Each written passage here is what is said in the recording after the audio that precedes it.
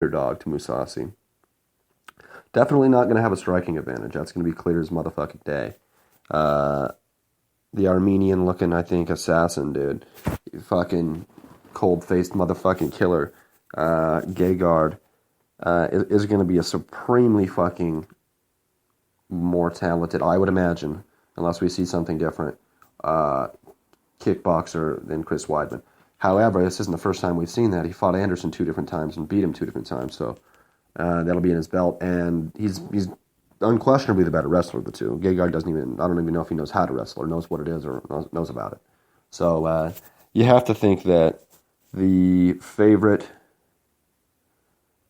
Is this a 5-round fight or a 3-round fight? I should look this up. I can't tell. I guess it's probably just a 3-round fight. Man, how do I expect it to go? I expect Weidman to probably put the pressure on and be able to withstand the majority of the leg kicks and the body kicks that'll be coming from Gegard. What I worry about for Weidman is his chin. After the back-to-back knockouts, and one, they're both pretty vicious, but that Yoel Romero one was fucking nasty. And like I was talking about, that underrated power that Gegard has. Is he going to be able to weather that initial storm? Not even going to be an initial storm, but just like this will actually be possibly more difficult than the Cormier Rumble fight because you don't really expect Mousasi to run out of gas, and his power isn't necessarily as based upon his explosiveness as Rumble's is. It's really more just sort of technical, kind of like a God-given power, as they say. So, and I think he'll land some punches. He'll definitely land some solid headshots. So, we're going to see how Chris Weidman's chin is here. But at the end of the day, I think he'll probably be able to withstand the majority of that as well. Probably won't get clipped too hard if he fights smart. I would imagine wrestle his ass off. And then, of course, he should probably attempt to initiate the clinch and then drop for a takedown. Again, another skilled kickboxer. If they see any tells the way that Yoel Romero did, he could be the victim of some more flying knees. Obviously, don't want that to happen. But I think that he probably grinds out a win. Mousasi kind of has never been able to pull it together at the very top echelon of the division. This is, I think, the highest he's ever been ranked at number 5. So I'm going to go ahead and take Chris Weidman here by decision. We're going to say 3-0, actually. Good wrestling all 3 rounds. Good ground and pound. And I think Chris Weidman looks really good in his return to the octagon after that last knockout. Alrighty, 5 more fights we're going to talk about in the UFC, and then we got at least one boxing match we'll talk about, maybe a couple more that we're going to mention. Pretty good card here, actually. Women's strawweight competition, Cynthia Calvillo versus Pearl Gonzalez. Cynthia Calvillo just fought, March 4th, submitted Amanda Cooper in the first round with that rear naked choke. Everybody probably remembers that. That was on the main event of the UFC 209 card, the Tyron Woodley, Stephen Wonderboy Thompson 2. Has it really been a month since that happened, almost? It has been. Holy shit, time flies. She's 4-0, 2 KOs, 1 submission, fighting out of Team Alpha Male, 29 years old. And she's commanded a minus 250, a pretty heavy favorite over Pearl Gonzalez, plus 210. Gonzalez has no UFC experience. She is 6-1, 4 submissions, 1 knockout, 3 of them from armbar, so she actually seems to be a pretty good grappler. Probably a good matchup here with Calvillo. Very, very quick turnaround. She looked so damn good against Amanda Cooper. I will say that she's probably gonna. I don't really know much about Pearl Gonzalez. I haven't even seen her fight. Just read a little bit about her. But they're about the same size, about the same age. Gonzalez fighting from San Diego. Calvillo fighting out of Team Alpha Male with a little bit better of a camp. I don't think that Pearl Gonzalez is even at Alliance in San Diego. I'm not entirely positive. I think she's at some other place. But I don't know. I think that this, if I had to pick one way or another, we're going to see a probably a good back-and-forth performance. I would say maybe a split decision win or a unanimous decision, like a 29-28 win for Calvillo. And that's just because of the grappling experience that Gonzalez has. Otherwise, I would probably pick a submission victory for Calvillo. If she is able to get the submission victory, though, that would make her look real, advanced as far as a grappling artist is concerned, I think, in the UFC, because Amanda Cooper's pretty good as well, and the first round rear naked choke is a pretty telling sign of somebody's ability or lack thereof, I guess, in differential or in comparison to somebody else. So we'll kind of see how that goes along, and then Pro Gonzalez as well. It's possible that she's able to pull off some sort of a submission victory or a decision. It's really difficult to say. I don't know how her kickboxing is or her stand-up is. So, it's really kind of difficult to pick this fight. But if I had to go anywhere, I'm going to go with Calvillo by decision. All right, in the welterweight division, we got a battle of the youngsters. Thiago Alves and Patrick Cote. Cote coming in at -160. He's going to be the favorite. Thiago Alves, the underdog, coming in at a +140. Alves, coming off of back-to-back losses back in November, loses a decision to Jim Miller, another young guy. And then that was after a year and a half off, I think, because of the suspension.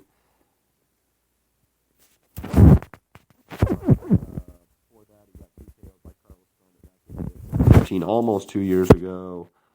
We kind of know who he is. 21-11 at this point. 12 knockouts.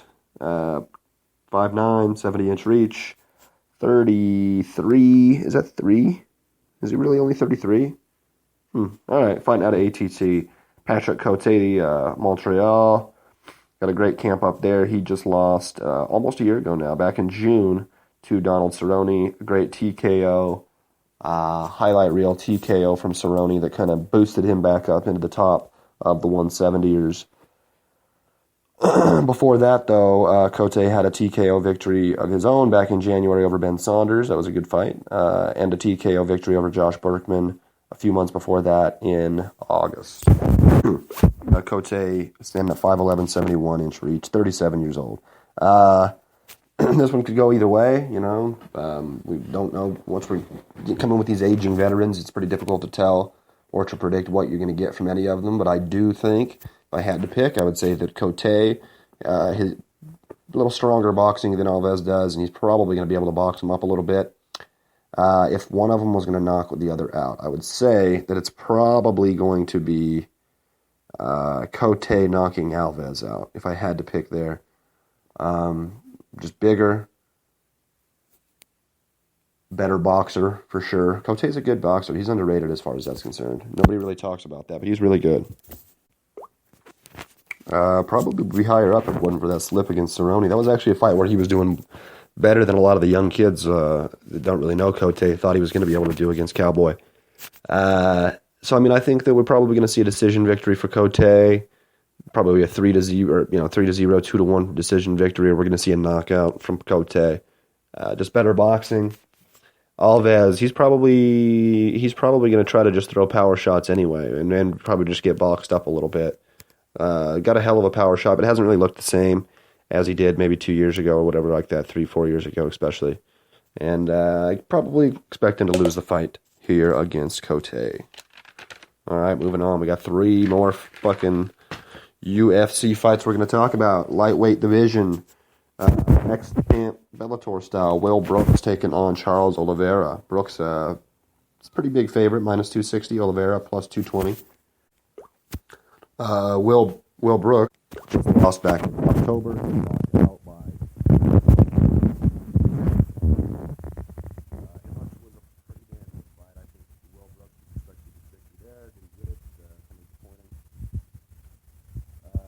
just 3 months after he got the decision win over Ross Pearson. And those have been his only 2 fights in the UFC. 19-2, 6 knockouts, 4 submissions, 5'10", 71-inch reach. Fighting out of Coconut Creek as well, ATT. Real good striker. Looked damn good 3 years ago. And we're going to see how he's going to be able to bounce back in this fight against Charles Oliveira.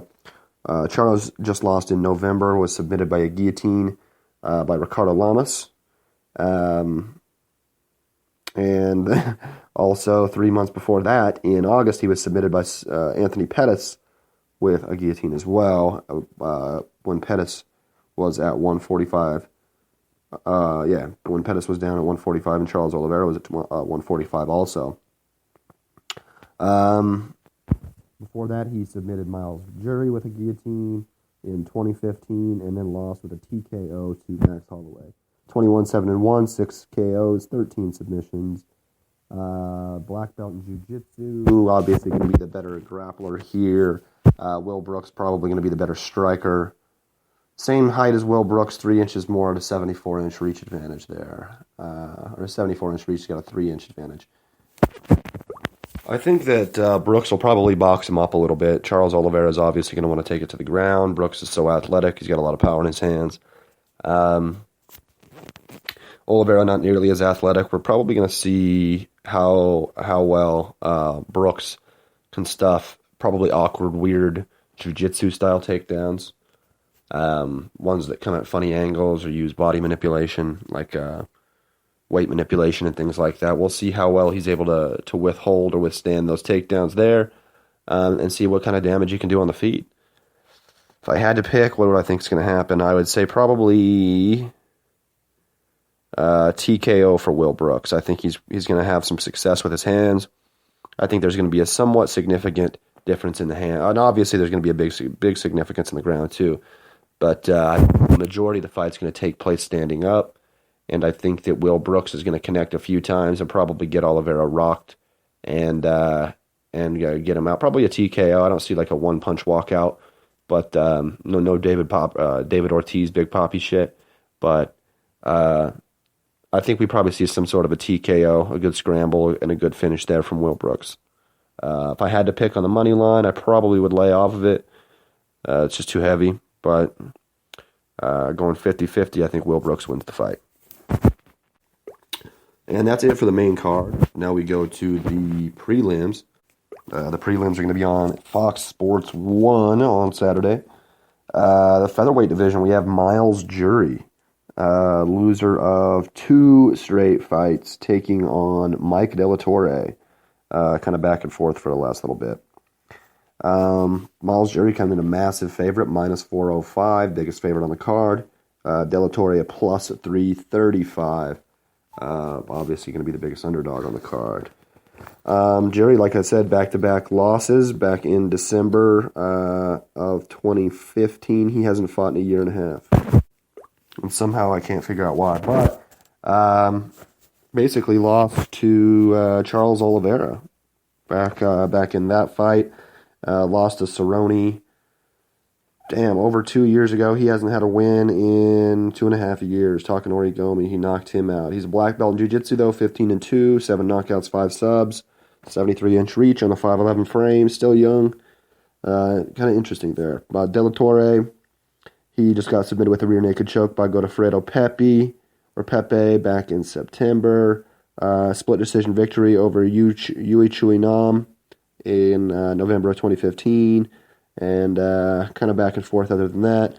15, 6-1, 6 KO, 6 submissions. Pretty good submission artist himself. 2 inches shorter on the reach advantage. Otherwise, we have the same height. He's fighting out of the MMA lab in Arizona, obviously. Jury in doing his own thing in Phoenix. If I had to pick, I would say this is a setup for fucking Bellator to get submitted. I think that Jury's still faster than Bellator, and he's got good hands.